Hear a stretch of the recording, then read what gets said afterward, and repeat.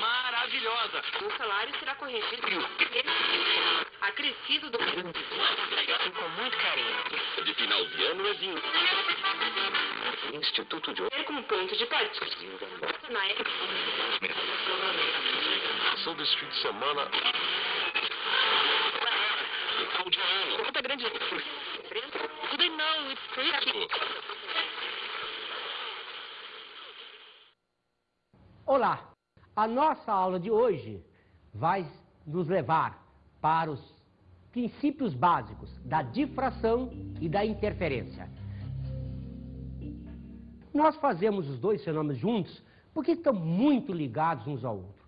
Mas vamos ver, primeiro, o que é a difração. Professor, difração não é um conceito que já vimos em ótica?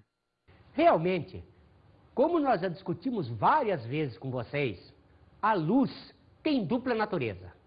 Uma parte que você considera corpuscular e a outra parte que você considera ondulatória. Observe que no fenômeno da difração, o que nós imaginamos até hoje é que é um efeito ondulatório. Então vocês vão ver aqui, nós vamos mostrar vários efeitos de difração usando luz. Mas observe que a situação é ondulatória, vale para qualquer onda, vale para som, vale para luz, também vale. Mas, como alguns fenômenos são mais facilmente identificáveis usando luz, nós vamos trabalhar também com a onda luminosa. Mas lembre-se, vale a dualidade corpúsculo-ondulatória, isto é, a luz tanto tem fenômenos tipicamente corpusculares, que você já estudou lá na óptica geométrica, como tem aqui fenômenos tipicamente ondulatórios. Então, vamos ver a difração. Como é que você conceitua a difração? Conceituamos a difração como sendo o desvio que aparece numa onda quando ela passa por um obstáculo, uma fenda ou um orifício de pequenas dimensões. Começa aí já o problema. O que se chama de pequenas dimensões? Alguns autores consideram pequena dimensão até 10 vezes o comprimento de onda. Para outros, deve ser a mesma ordem de grandeza do comprimento de onda. Então, ficamos por aí. Você deve ter um obstáculo, uma fenda, um orifício pequeno em relação ao comprimento de onda. Então, observe. Vamos pegar uma onda plana. Lembram-se, onda plana é aquela, por exemplo, na superfície de um lago, na superfície da água. Vamos mostrar o desenho que vocês já conhecem, as cristas, os vales. Nós colocamos aqui esses pontos em verde e esse em amarelo para significar que nós colocaríamos aqui uma vareta amarela assim, ó. Aqui, uma vareta amarela assim. Aqui teria uma vareta verde. Então, as varetas verdes representam as cristas. As varetas amarelas representam os vales. Perceberam? Distância entre duas varetas verdes é distância entre duas cristas, é o comprimento de onda. Distância entre uma vareta verde e uma vareta amarela representa meio comprimento de onda. Agora, isto é o tanque de ondas. Nós estamos olhando de lado. Eu vou agora olhar isso aí de cima. Como a vareta está perpendicular aqui, olhando de cima, então olha lá o que eu vejo. As varetas verdes, as varetas amarelas. Significando que a onda está saindo aqui, entrando lá para o fundo do quadro, saindo aqui, entrando para o fundo do quadro e assim por diante. Isto é, a onda está nesse plano perpendicular ao quadro. Mas fica mais fácil a visualização quando eu faço assim. Então, observem, daqui até aqui eu tenho um comprimento de onda. Daqui até aqui eu tenho um comprimento de onda. Daqui até aqui também tem comprimento de onda. Agora, daqui até aqui eu tenho meio comprimento de onda. Então, agora, vamos observar estas ondas sofrendo uma difração. Isto é, encontrando o obstáculo. Olha lá que coisiquinha engraçada. Perceberam? Esta onda, ela tinha esta direção de propagação. Lembrou-se? direção de propagação é sempre perpendicular à frente de onda. Está lá, a frente de onda seria isto, então, direção de propagação está aqui, perpendicular. Quando ela chegou nesse obstáculo pequeno em relação ao comprimento de onda, o que aconteceu? Ela abriu. Além de ter esta direção de propagação que ela já tinha, aparecem novas direções de propagação. Então está aí o que é a difração. É o fato da onda contornar um obstáculo. Então, isso daí é importantíssimo para nós. Observe que acontece nos obstáculos, nas fendas e nos orifícios de pequenas dimensões. Observe, então, o que acontece quando passa por um orifício pequeno. Olha lá. Direção de propagação, esta, mostrada pela seta. Quando chega aqui no orifício, o que acontece? Ela abre. Então, além de ter a direção de propagação, que já tinha, ela passa a ter outras direções de propagação. Você já deve ter feito a experiência disso, né? Se não fez, se quiser fazer, é fácil. Vá para um quarto escuro, uma lanterna. Coloque uma folha de papel fechando completamente a lanterna, de tal maneira que se a lâmpada estiver aqui, você feche formando como se fosse um cilindro do papel. Depois, aponte para uma parede. Você vai ver a mancha luminosa dada pela lanterna na parede. Mas se você ficar do lado, você consegue até ler um livro. Por quê? Porque quando a luz sair desse cone, ela vai sofrer difração. Então, além daquela direção de propagação que ela tinha, ela tem outras direções de propagação. Você pode fazer experiência também com som. É fácil. Fique na frente de uma porta aberta, falando com um colega. O colega ouve? Sim. Aí, coloque-se fora da frente da porta e o colega na mesma posição. Ele continua te ouvindo? Sim. Por quê? Porque a onda sonora que você está emitindo, ela vai contornar a parede. Como contorna a parede, ela chega até o ouvido do seu colega. Então, como você está vendo, o fenômeno de difração é justamente isso. É o fenômeno que você tem de mudança na direção de propagação de uma onda quando passa ou por um obstáculo, um orifício ou uma fenda de pequenas dimensões. Observe que esse fenômeno, quase sempre, ele vem acompanhado da interferência.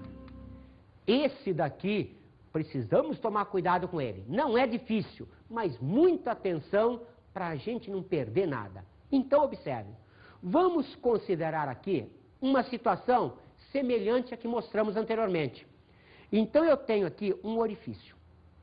Nesse orifício, quando essa onda plana passa, ela abre, como se isto daqui, princípio de Huygens, fosse uma fonte secundária, fosse uma fonte emissora. Então, observe, aqui eu tenho as ondas difratadas por esse obstáculo. Eu vou colocar aqui na frente um outro anteparo, uma parede, provida de dois orifícios. Perceberam? Só que, observe, como eles estão bem pertinho do outro, eles formarão, a partir desta frente de ondas, princípio de Huygens, novas difrações. Então, observem agora que isto aqui vai funcionar como se fosse duas fontes separadas. Mas, pensando em termos de luz, são duas fontes oriundas da mesma frente de onda. O que quer dizer isso? Quer dizer que elas estarão obrigatoriamente na mesma fase. Além disso, elas terão a mesma frequência. Elas serão coerentes. Então, observe que agora as fontes F1 e F2 emitem ondas que, após passar pelo orifício, sofrendo difração, começam a interferir uma na outra. Perceberam? Quando se estuda óptica geométrica, a gente estuda um princípio chamado princípio da independência dos raios.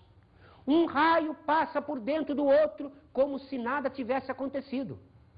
Aqui nós estamos mostrando que a luz interfere uma com a outra. Agora, por que que lá nós dissemos que os raios eram independentes? Aqui estamos dizendo que um interfere no outro. Porque lá a gente pensava em corpúsculo. Lá, na óptica geométrica, vale a teoria corpuscular. Aqui não, vale a teoria ondulatória. Foi justamente essa experiência que foi quem fez com que os cientistas da época mudassem de ideia a respeito da luz. Por quê? Porque quando Newton lançou a teoria corpuscular, ele teve uma repercussão ótima. Os físicos da época acharam perfeita. Mas quando nós conseguimos esse efeito de difração, de interferência, que é típico de onda com a luz, vocês veem que realmente aqui começou a se pensar, na luz tinha que ser obrigatoriamente uma onda. Hoje em dia nós sabemos que as duas teorias se completam. Isto é, o que nós temos hoje para a luz é uma dupla natureza. Então observe, aqui a interferência luminosa. Vamos tomar cuidado com isso? Observe, eu repeti aqui nesse desenho só aquela parte fronteira. Então eu tenho aqui aquele anteparo com os dois orifícios e agora eu coloquei ali na frente uma outra tela, um anteparo branco. Observe o que apareceu lá. Uma série de linhas brancas e outras negras. Isto é, o que eu tive ali foi interferência. As linhas claras representam a interferência onde há soma de efeitos luminosos. As linhas escuras representam a interferência onde há destruição de ondas luminosas. Começaram a perceber? Eu tenho então ali uma superposição de ondas. E vamos mostrar agora que essa superposição é tal que, uma hora, é uma superposição que dá aumento da onda, outra que dá diminuição do que da onda mesmo? Da amplitude, da energia da onda. Então, vamos lá com muita calma agora, bem devagarzinho. Observe, se eu considerar as duas fontes coerentes, F1 e F2 aqui, o ponto do meio é um ponto branco, é um ponto com bastante luz. Observe que nós colocamos aqui em vermelho, em azulzinho, os caminhos percorridos pelas ondas vindo dessas fontes F1 e F2 até o anteparo. Observe que agora isso aqui é um caminho, é uma coisa geométrica, é uma distância. Observe então que aqui o que eu tenho é uma situação, outra vez, semelhante a esta.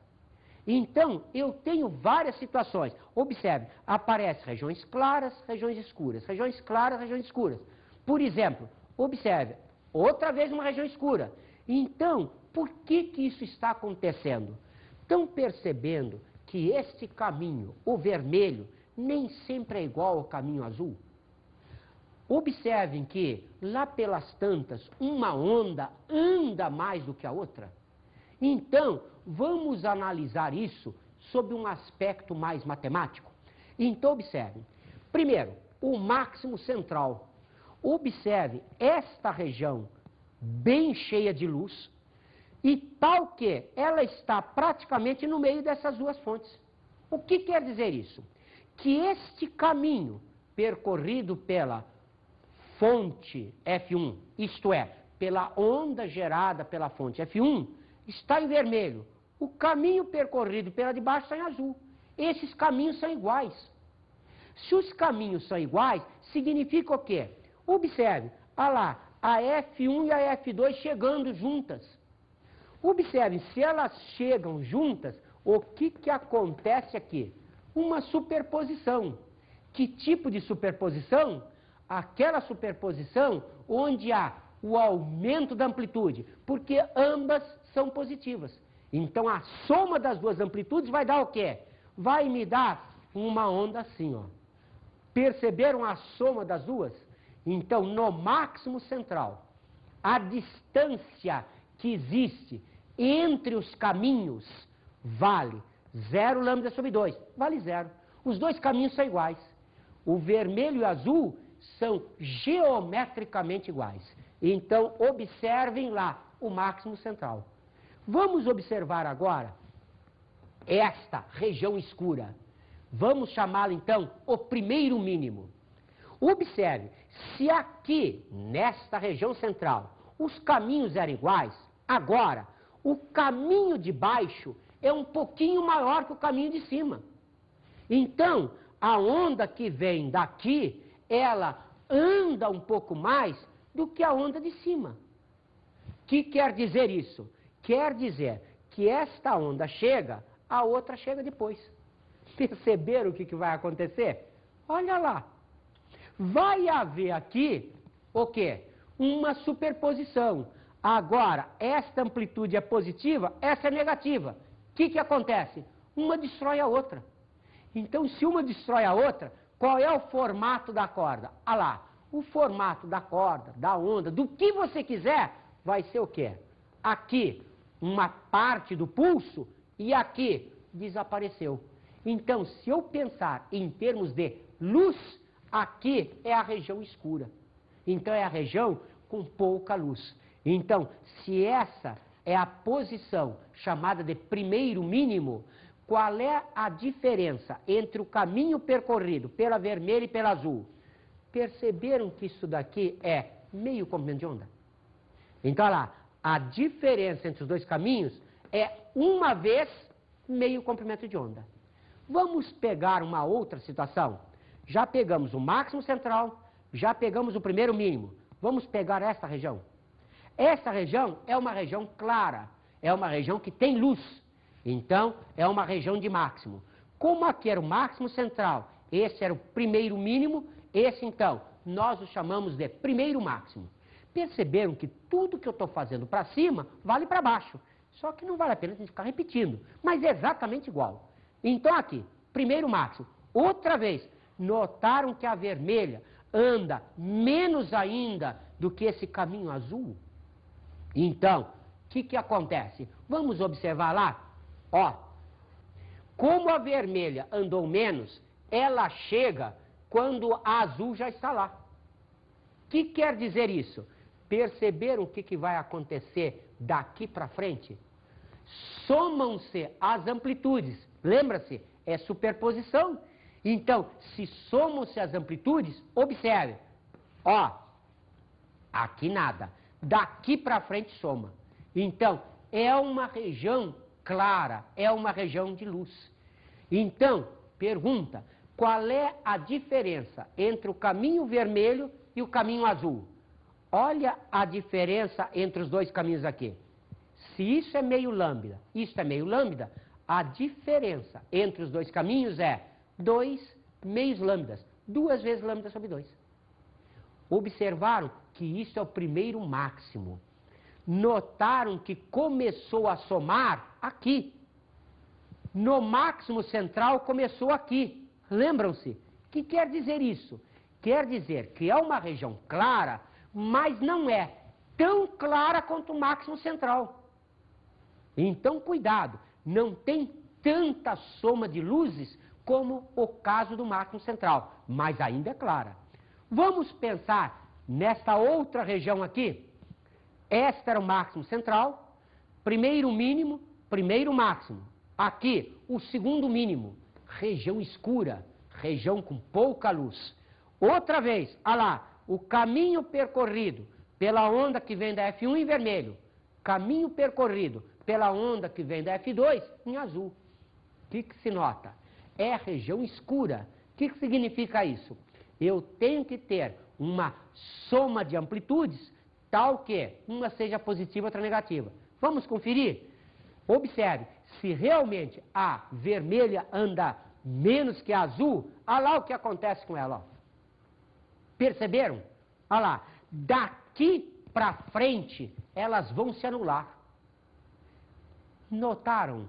Então, vai haver região de pouca luz, mas pergunto, vai ser igual ao primeiro mínimo?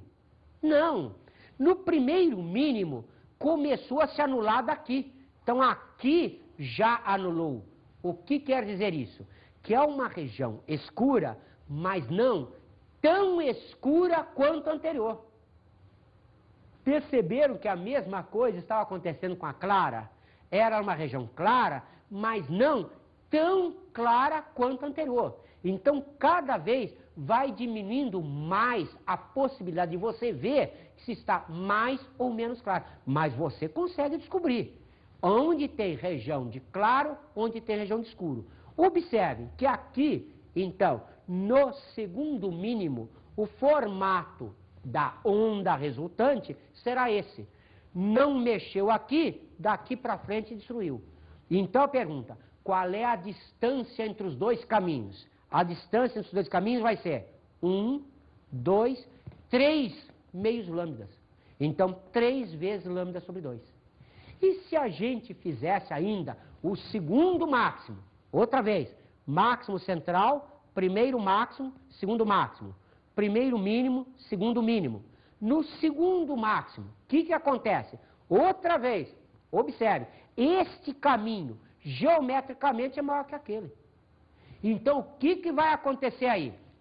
Perceberam? Olha lá, vai haver uma chegada da vermelha depois da azul. Quer dizer que o caminho vermelho é maior, em termos geométricos, do que o outro. Então, observe, o que eu tenho aqui? Aqui, nada, nada. Daqui para frente, vai haver soma de amplitudes. Vai haver, obrigatoriamente, o quê? Uma interferência. Então, qual será o formato da corda? Nada, nada, daqui para frente aumenta a amplitude. Perceberam quanto vale a distância entre os dois caminhos? A distância entre os dois caminhos vale 1, 2, 3, 4 lambda sobre 2. Perceberam? Juntando tudo isso que nós vimos, o que a gente pode então dizer? Vamos lá. Quando é que ocorre situação de máximo? Nós chamamos uma interferência construtiva. Na situação de máximo, você viu, apareceu quando a diferença entre os caminhos era 0 lambda sobre 2, 2 lambda sobre 2, 4 lambda sobre 2, extrapolando, 6, 8, 10. Isto é, nos números pares de semicomprimento de onda. 2n é um número par, admitido. N igual 0, 1, 2, um inteiro qualquer. Então, observe, a diferença entre os dois caminhos para se ter uma interferência construtiva nesta situação apresentada é que essa diferença seja um número par de semicomprimentos de onda. Observem agora o que acontece naquela outra situação. Uma situação do mínimo. Acontece o quê? A interferência destrutiva. Realmente, a luz destrói uma a outra. Então, quando é que acontece isso? Nós mostramos no desenho. Quando a diferença entre os dois caminhos é 1 vez lambda sobre 2, 3 vezes lambda sobre 2, 5, 7, 9 e assim sucessivamente.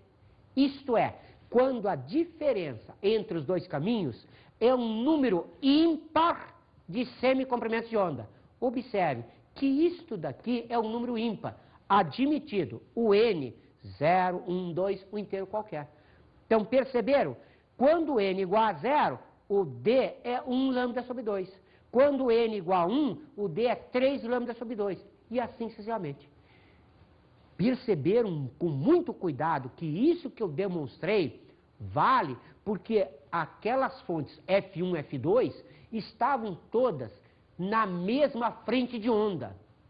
E se eu fizesse uma situação deslocando um pouquinho aqueles orifícios, tal que uma fonte pegasse na linha cheia, naquela frente da crista, e outra pegasse na linha pontilhada.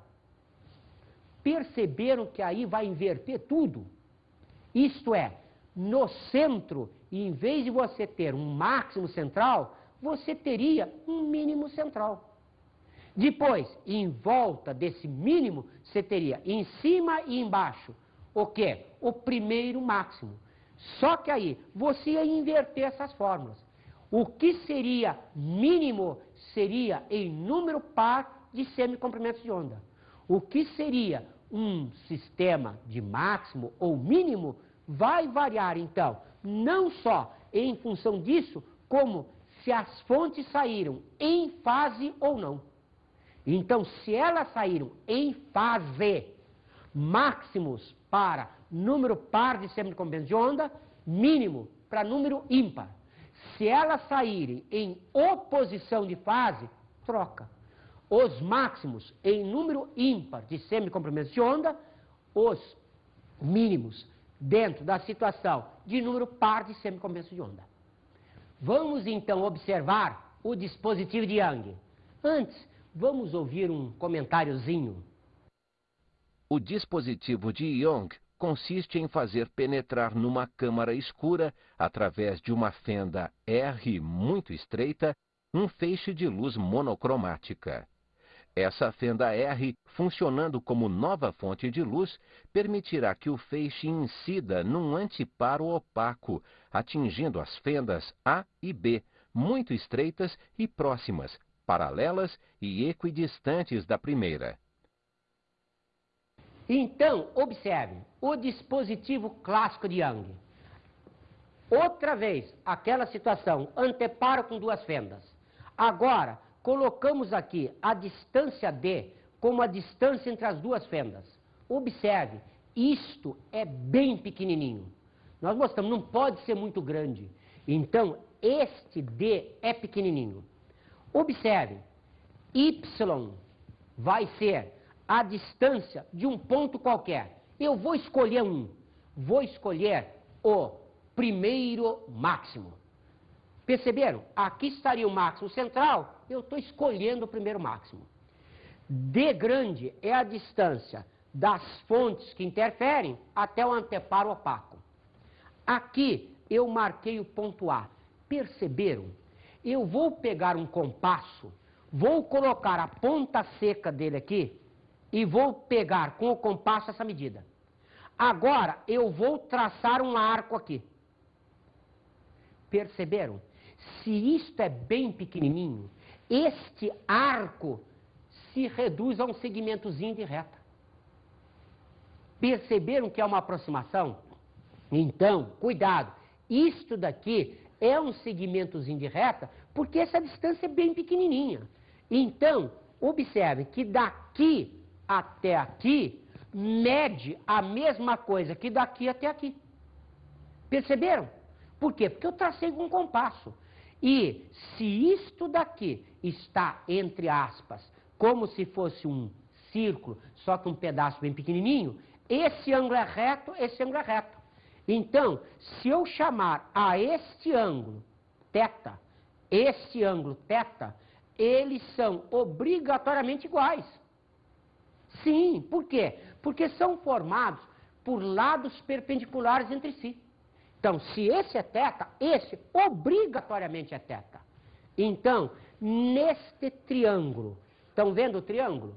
Nesse triângulo, este lado, como ele é oposto a esse ângulo, ele vale a hipotenusa do triângulo, que é D, vezes o seno do ângulo θ.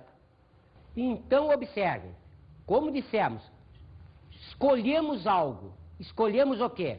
P1 é primeiro máximo. Poderia escolher qualquer um deles, mas apenas para a gente facilitar nossas contas, consideramos P1 é o primeiro máximo. Então, observe, o que nós temos aqui? AF2 é a diferença de caminhos.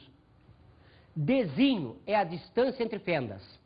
Y é o ponto do primeiro máximo. E D grande é a distância entre as fendas de um anteparo. O que vai acontecer então? Observe, outra vez o nosso desenho. Estão percebendo? AF2 é a distância entre os dois caminhos.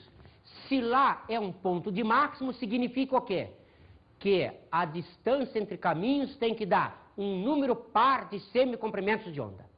Então, seno de θ é AF2 sobre D, tirado do triângulo pequeno. A tangente de θ, Y sobre D grande. Como esses ângulos são pequenos, você sabe da matemática. O seno é igual a tangente. Então, se o seno é igual a tangente, isto é igual àquilo. Então, AF2 sobre Dzinho é Y sobre D grande. Como AF2 é a distância entre os dois caminhos e tem que dar um número par de semicomprimento de onda e é o primeiro máximo, significa N igual a 1. Então, fica 2 vezes 1, 2 vezes lambda sobre 2. Observem que isto com isso pode ser cortado. Isto é, no lugar de F2, eu posso escrever lambda. Ou, passando esse Dzinho para lá, o lambda igual Y Dzinho sobre D grande. Perceberam que com isso nós conseguimos medir o comprimento de onda da luz? Olha, ele é muito pequenininho. É da ordem de 10 a menos 7 metros. Não há régua que seja capaz de medir isso. Mas vocês viram, o dispositivo de Young consegue. E você, se quiser, pode até construir isso em casa. Professor, tem algum exercício com exemplos do nosso dia a dia? Temos sim. Observe esta questão do Cesgran-Rio. Por que não se observa o fenômeno de difração quando a luz passa por uma janela da sala de sua casa? Ora, você sabe, a difração é fenômeno de orifício, fenda pequena. A janela é muito maior que o comprimento de onda da luz. Vamos experimentar outro exercício? Observe, duas fontes coerentes, F1 e F2, emitem ondas que interferem. Observa-se um máximo da figura nessa interferência em uma determinada direção. Como mostra a figura? Vamos mostrar a figura? Então ele diz que em algum lugar, não sei aonde, tem lá o máximo. Ele quer saber então qual é a distância que existe entre a F1 e a F2, isto é, quando eu penso no caminho percorrido pelas duas, qual das duas anda mais? Isto é, a F1, que representa a distância, que uma anda mais que a outra, vale quanto em função de lambda. Ora, se eu chamo N um número inteiro qualquer, o que eu posso afirmar de F1? Se é um máximo e as fontes são coerentes, elas estão em fase, significa o quê? Que tem que dar um número par de semicomprimentos de onda na diferença entre os caminhos.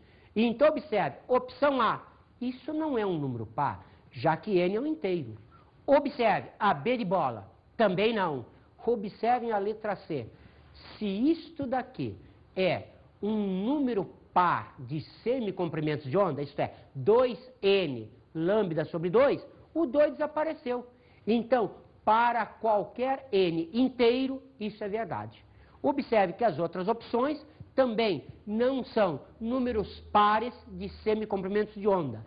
Então, letra E, a mesma coisa. Vamos então às nossas dicas de estudo?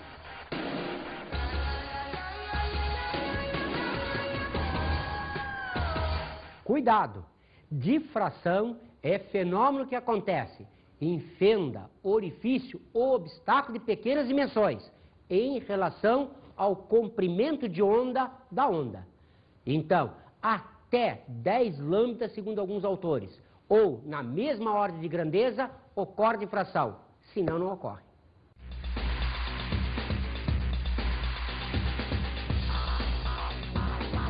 Na aula de hoje, estudamos difração e interferência.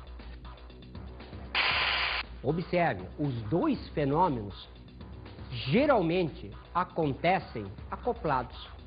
Você, quando estudar a interferência, você tem que ter os conhecimentos básicos de difração.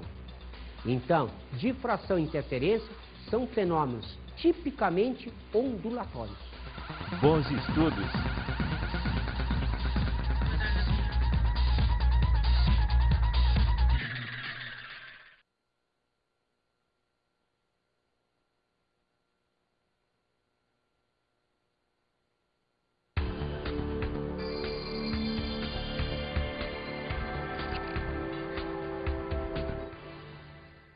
Colega, essa aula é uma aula pesada. Os nossos alunos têm grande dificuldade nela, especialmente pela parte matemática da coisa. Lembre-se de comentar com eles a situação de aproximação para pequenos ângulos do seno igual à tangente. Mostrar para eles também que a situação aí só funciona quando aquela distância d minúsculo é bem pequenininha.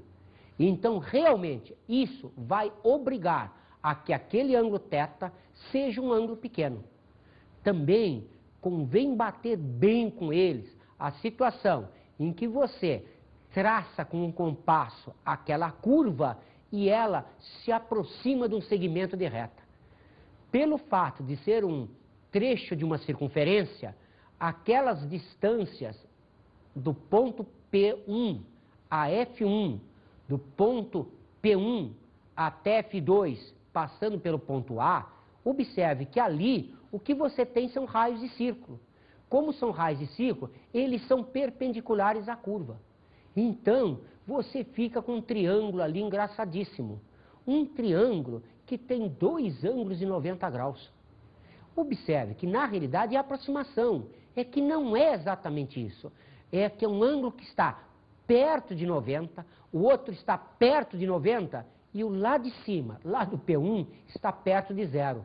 Como você vê, a soma dos internos continua dando 180 graus.